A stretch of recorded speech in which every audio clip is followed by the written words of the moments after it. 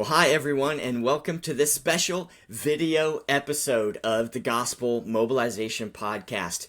Our goal is to equip and encourage mobilizers and missions pastors from around the world. So we want to especially welcome our new listeners. Thanks for tuning in on YouTube today. And please don't forget, follow or subscribe to this podcast on your favorite podcast app. And if you would give us a good review, that's going to help us to reach more listeners.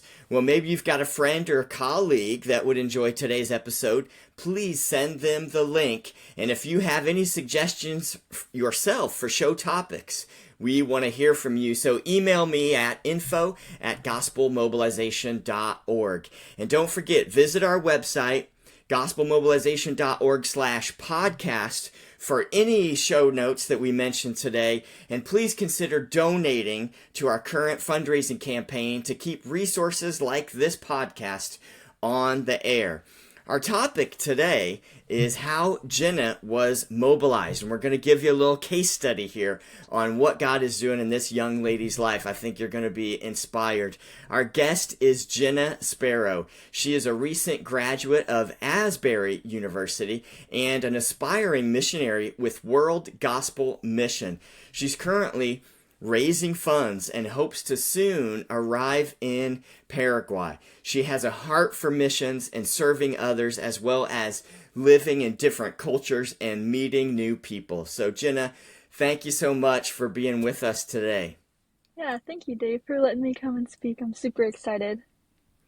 Absolutely. Really fun to have you and to hear your story. I think it's really going to bless a lot of people today. So start off. How did God lead you to the mission field? It's a good question. I would say God personally encountered me when I went to Paraguay over the summer of 2024. I was able to go with a small group of Asbury students to Paraguay on a midterm trip last summer. And I was able to go and experience and see life in a different culture, especially in indigenous communities, which was one of our main ministries that we worked in.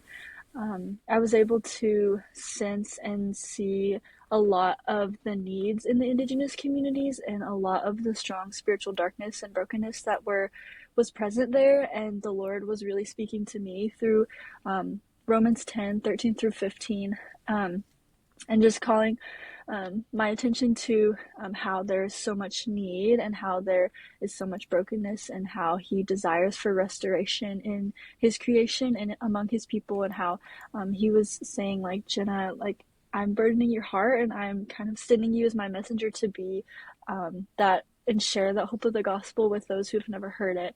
And so Wow.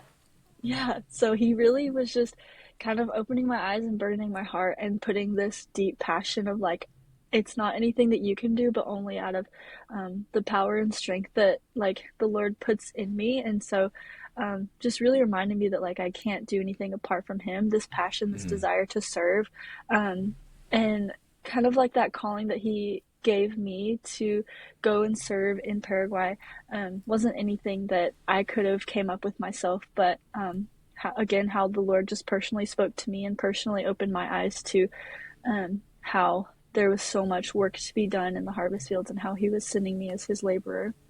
Yeah. Wow. Amazing. Well, you yourself are adopted, and I am wondering, how has your adoption story impacted your passion for missions? Yeah, so my adoption story, it's really a crucial piece to my testimony because it really kind of shows the rescue and redemption story from the beginning of how the Lord took me from and being an Mm. orphan in China and putting me specifically and purposefully into a Christian family in Kentucky, and really placing me specifically at a specific school at Asbury's, and being able to study the degree that I did and being more exposed to missions. And it was just so intentional of everything from all the way to just where I was born and the family that he put me in all the way up until now. And I think just the way that he has rescued me and given me a new story has kind of motivated me and inspired me to want to use my testimony as a witness to others and share with others how the Lord can redeem their story, and how the Lord is our father, like God is our father, and Jesus is a friend to us, and how they also can have this friendship and this loving father in their lives too. That's beautiful. Absolutely incredible. Well, you've been there at Asbury for the past, about 4 years, right? Did the Asbury outpouring, what some people call the Asbury revival, did that influence your decision to pursue missions at all? And if so, how did it influence your calling? Yeah, so I would say in general, the outpouring was something supernatural, and I was really able to see the sovereignty of God, His greatness, His love, and the diversity and the unity of the church, and being in such a um, supernatural event that honestly was just such a fresh pouring of His Spirit. I was just so in awe of how the Lord is so grand in the world, and how He brought so many people from other cultures and other places to this one tiny little town in Kentucky, and how we were all just united in praising Jesus together. And it wasn't there was no hatred, there was no division, but we all had our eyes fixed on the cross, and how that was the main focus, and how I was able to take that experience and think about even just cross culturally of like, how can we almost have this unity among the body believers in the church in other places, and how can we all just fix our eyes again on Jesus instead of the things around us, our circumstances. Like, how can we not let culture divide us? How can we not let our different values and beliefs divide us, but only being united in spirit and heart and one mind and body together as the church. And I think that missions was one way for me to be able to kind of have that piece of unity, and being able to use the gospel as a means for loving other people. I love that. I love that theme. And I think God is doing such a great work, especially in your generation, about unity and bringing people together to, for the main thing, right? For the big K kingdom, not necessarily for our own organizations or for each individual, but the body of Christ working together to get His glory and His fame throughout all the earth. So that really resonates with me, and I think we see God doing that in lots of pockets around the world, and it's really exciting to be a small part of it. Well, Jina, when you were first, during your journey of first feeling called to missions and getting and maybe an application filled out, it's probably years we're talking about, right? What were some of the hurdles that you faced in your journey, or maybe that you're currently facing, because you're still in the fundraising process, right? Yes, yes. So I would say during after I came back from Paraguay, there was a season of discernment for me of being my senior year. God, what do you want me to do after I graduate college, and kind of what direction was He leading me into? And that was a difficult time of kind of discerning, Lord, like what have you made me for, and where are you leading me to? And I know that like spiritual warfare was something that was very difficult to walk through, because it was kind of this battle between like, okay, maybe I want this, I want control, or I want to go this direction with my life, but the Lord was kind of showing me another way, and I was just kind of like internally wrestling, and also kind of wrestling with like, is this actually what the Lord is calling me to, or is it just me getting in the way? And so I would say that at the beginning of this year in January, definitely while I was filling out the application and right before I went to be interviewed for the career missionary phase, there was a lot of just spiritual darkness that I was feeling in regard to whether that be spiritual attacks like nightmares, or things that I encountered while I was sleeping, and a lot of spiritual darkness that's kind of supernatural, that's really hard to explain, but making me just really question, God, is this really what you're calling me to do? Because it's really hard.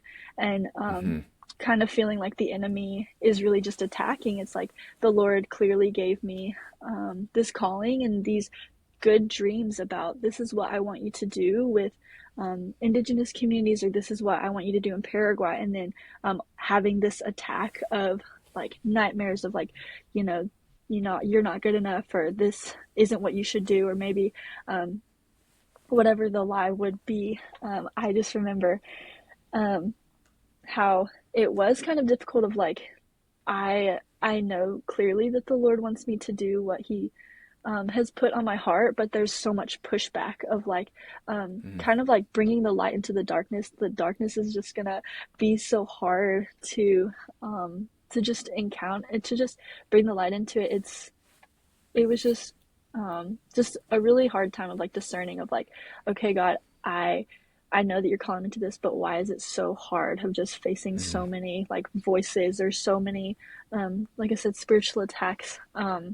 Because each day that I got closer to like that training or that interview, each day that it got closer, just the attacks got more intense of like doubt or fear or discouragement. And but I know that like the way that I got out of it was bringing in community and being able to share and be vulnerable in the body, and helping to lean on my community, and my community really pouring into me and saying like, yes, the Lord has confirmed this in your life, and yes, the Lord is going to use this pain for purpose. And even though we can't see it now, even though it may be difficult in the moment, the Lord will bring fruit out of this. And it may just Yeah. be a hard season that you're walking through, but like if the Lord has obviously confirmed it, then no scheme of the devil can overcome what the Lord has like personally told you.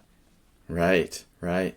And wow, how blessed you are to have that community around you that you could be vulnerable with and talk with. That is so important. I often say that the missionary call happens in community. It's often not just one person and the Lord, right? There's others involved here. Our pastor and maybe our parents and our friend group, right? Maybe other missionaries. So wow, great that you had that and that you were able to, with them, work through this. And certainly there'll still be hard days ahead, right? But you've got that community and, of course, Jesus to lean on during those difficult times.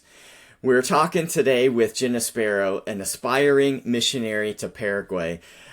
Jina, what questions did you have? Think back to maybe several months ago or years ago. What questions did you have as you started exploring missions, like right at the onset of when you were thinking about it? Do you remember any questions that came to your mind?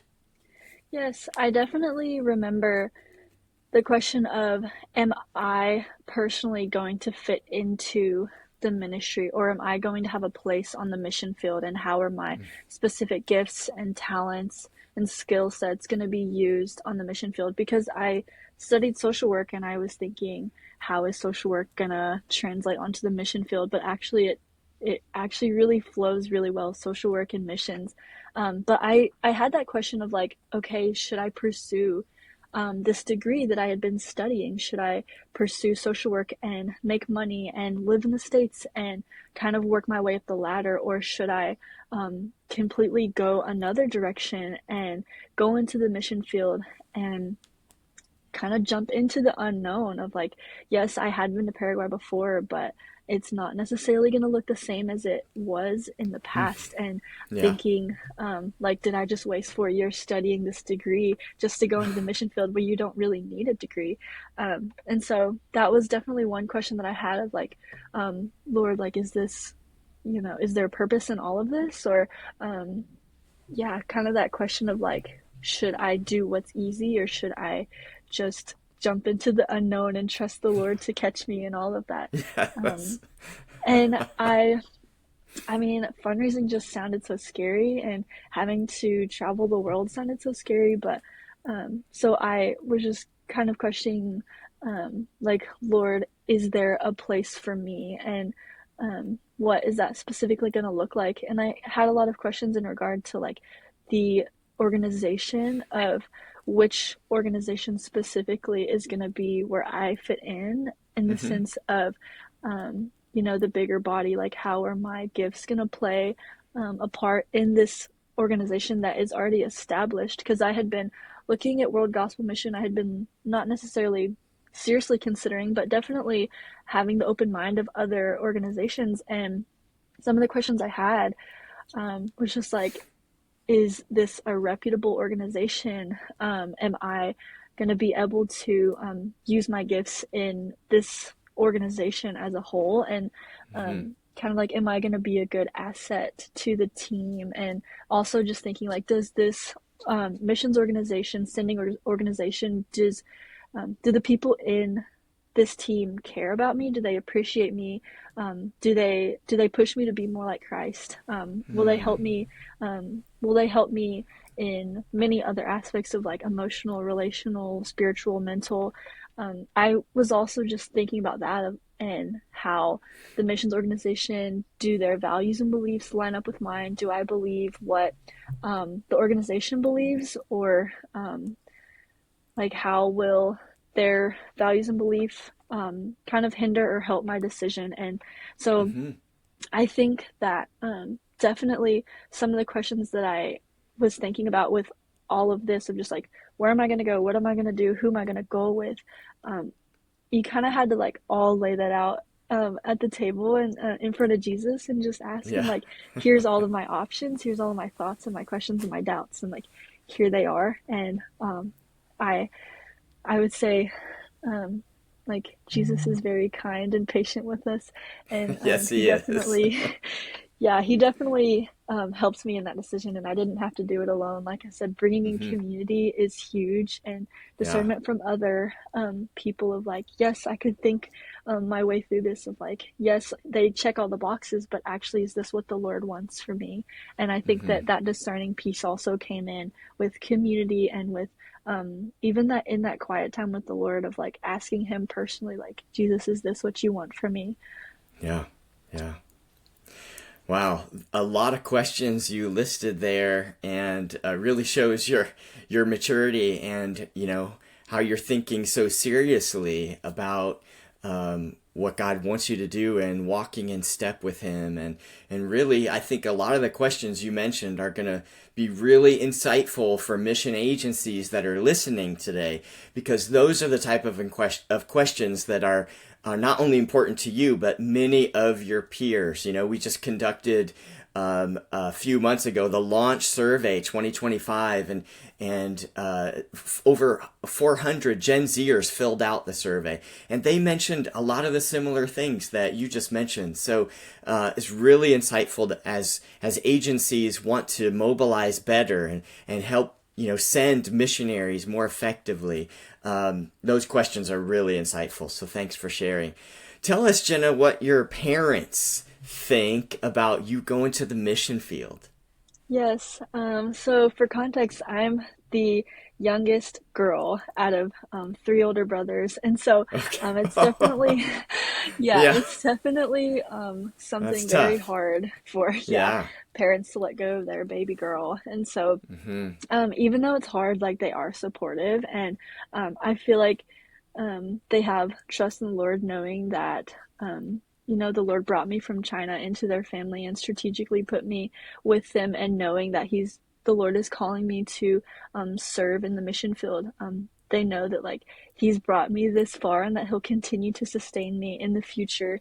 Um, and so I think my parents, they really are appreciative and supportive of my decision. And I know that it will be a transition for all of us, but honestly, I think it's going to be a deepening of all of our faith as we Sure. are kind of like changing. Like I'll be moving across the world, and then they'll be kind of losing a part of their part of their family in a way. And not having me close, but I think that they already knew that missions was something that I had been pondering about, and now that it's kind of finally here, of like now I'm a career missionary and this is what I'm going to do Yeah. with my life. I think they're kind of like, okay, Lord, like we're so thankful that you've opened this door for her, and now we Mm. can just support her in this, and also just like figuring out the mission world because none of my family really is involved in career missional things. Mm-hmm. So Yeah. I think overall it's a really good kind of like turning point in my family, that they Mm. can see the Lord in a new way, and Wow. especially in our careers. I think, like I said, it'll be a really good challenging and deepening of all of our faith. For sure. So we need to remember not to just only pray for you as you go to Paraguay, but your parents too. Because yeah, sending your baby girl off is difficult for sure. So, um, well, tell us about your work in Paraguay. You've mentioned indigenous communities. Unpack that a little bit more for us. Yes. So I would say one of the big kind of themes that World Gospel Mission and the Paraguay field is really kind of focusing in on is discipleship and making disciples who make disciples. And Mm-hmm. I know that in indigenous communities, they can be very spiritually dead. And so sometimes we have kind of the mindset of like we need to reach all of the communities and just sharing the gospel and getting the light into the darkness. But we also need to remember that ongoing discipleship and um, forming relationships with people and forming trust with the people there and being able to, um, have the indigenous people trained up and train up their leaders so that they can also disciple others. And so, um, some of the work in Paraguay is mobilizing the local leaders and helping them to also mobilize each other.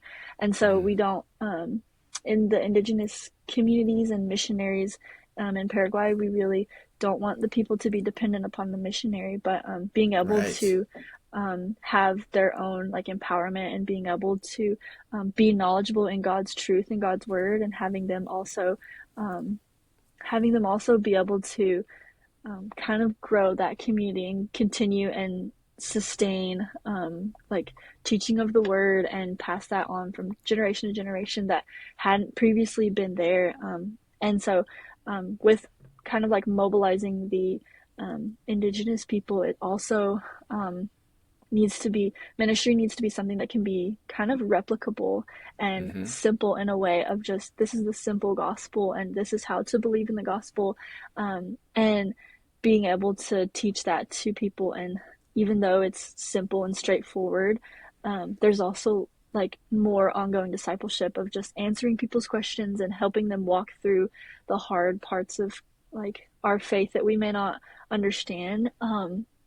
And so I think ministry in the indigenous communities is really going to look different based on the needs, and based on the spiritual development that is happening. And so I'm honestly like there's not like one blueprint for how Sure. indigenous ministry is going to look like. But Mm-hmm. honestly, just loving people and relationship building, and not rushing to do projects or not rushing to do different works, but really just investing and sharing the love of God through our actions and being able to learn their language to grow deeper friendships and deeper trust with them.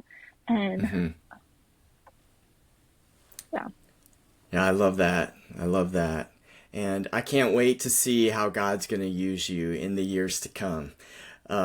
So, one last question, Jenna. What do you wish mobilizers knew about young, aspiring missionaries like yourself? Wow, that's a big question.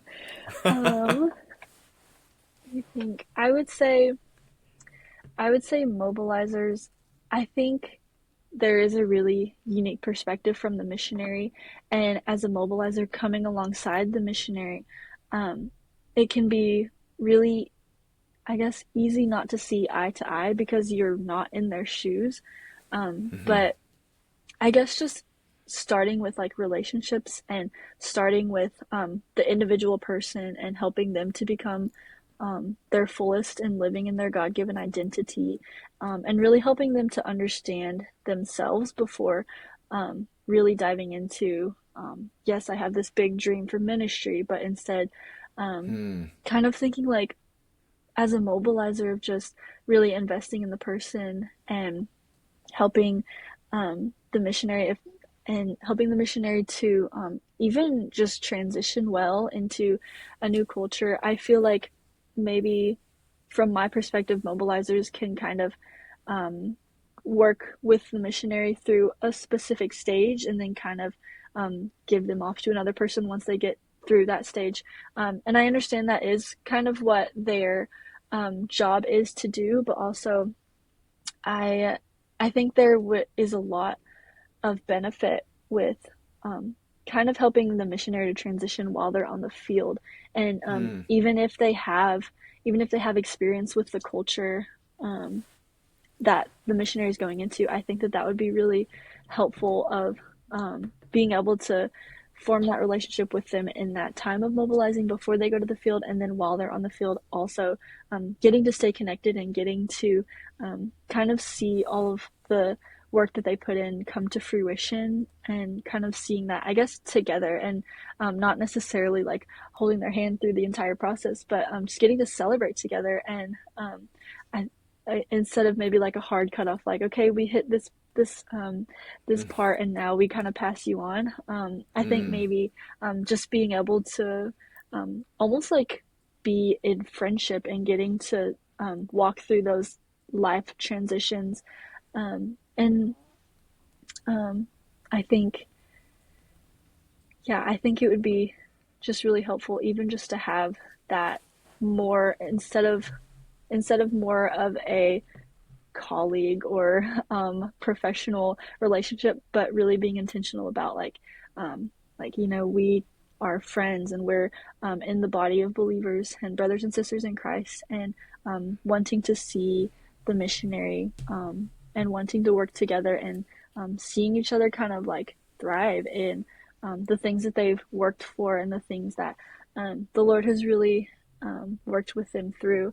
And so, all that to say, kind of like, I hope that mobilizers can help young missionaries and help the Gen Z missionaries to really just understand, like, who is it that God has made you to be, and where is He speaking to your heart, and helping them to find that before really kind of sending them to the mission field. But really understanding themselves, and really understanding that the Lord has made us all unique, and how we will have ups and downs on the roads, but having kind of like a person, like maybe like a mobilizer, to also just come alongside them and be like, yes, this is hard, but you know this is your God-given potential and your identity. And so I think that that would be really helpful. Really sounds like you're talking about discipleship there in that process, right? Yes. You mentioned Yes. friendship. I love it so much because it's my opinion. I think that mobilization is more of a discipleship than a recruiting aspect, right? So, Jenna, we're so proud of you for following God's call on your life, and we're just blessed to even be able to partner with you. So, we during giving this end of the year season here in 2025, from Giving Tuesday on December 2nd all the way through the end of the year, any donation that Gospel Mobilization receives, we're giving 25% of that donation directly to Jina to help her finish strong and to get to Paraguay. So you can go to gospelmobilization.org/donate. We'll also put a link to this on the podcast page. Again, 25% of all donations that we receive here at the end of the year from Giving Tuesday until December 31st, 25% of those donations will go directly to help Jina. So we don't want to just talk about on this show, how do you mobilize? We want to actually help mobilize. So hopefully lots of listeners are going to tune in and donate to help both of our ministries, but especially to help you get to the field. So we're for you. We believe in you, and it's just a joy to support you. Aw, this was such a blessed opportunity. Thank you so much for the support. For sure. It was great having you on the show today. Thanks so much for being with us, Jina. And until next time, let's keep praying for more laborers to work in his harvest fields.